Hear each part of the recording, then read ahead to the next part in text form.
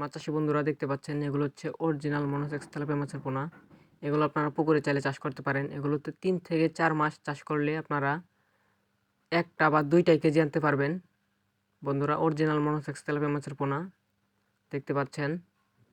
আর এগুলো হচ্ছে 3 থেকে 4 মাস চাষ করলে দেখতে পাচ্ছেন এরকম আকৃতি হবে, মানে এরকম সাইজ হবে। 3 থেকে 4 মাস চাষ করলে আমরা হচ্ছে এতে উৎপাদন করে তারপর মাছের পোনাগুলো বিক্রি করে থাকি।